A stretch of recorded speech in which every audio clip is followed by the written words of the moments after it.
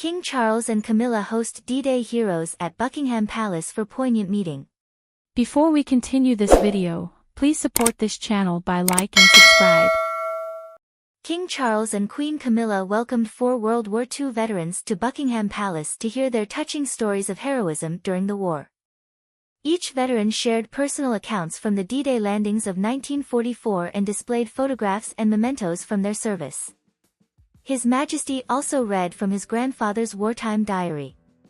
In a clip from the meeting, part of the program, D-Day 80, Tribute to the Fallen, Royal Navy veteran John Dennett, 99, showed the king a picture of his wife, Joyce. John, a gunner on a landing craft at Sword Beach, frequently wrote love letters to his wife in the UK, describing his location, activities, and how much he missed her. Joyce kept and cherished all the letters. Bernard Morgan, 100, who served as a codebreaker, was the youngest RAF sergeant to land in Normandy.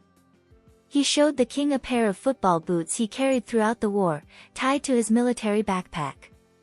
Bernard and his friends would play football during their spare moments to distract themselves from the grim realities around them.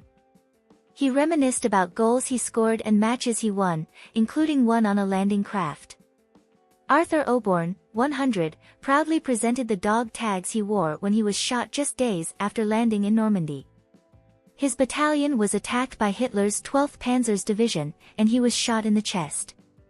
His best friend Walter provided life-saving treatment and rushed him to a hospital. Arthur later learned that Walter and the rest of his unit were killed shortly after. This poignant meeting coincides with a large gathering of D-Day veterans on the beaches of Normandy to mark the 80th anniversary of the decisive battle.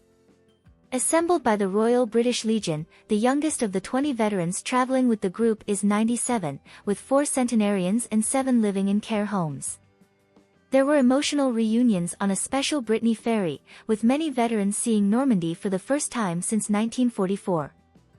Veteran Joe Mines, 99, from Hornchurch, East London, was hailed as a superstar as he addressed the crowd. The former minesweeper and army private on D-Day pointed to his fellow veterans and declared, "All good men, these are all good men. Heroes." From his wheelchair, he added, "If I had my time again, would go again if necessary. Get on with life, you've got to. Get on with it."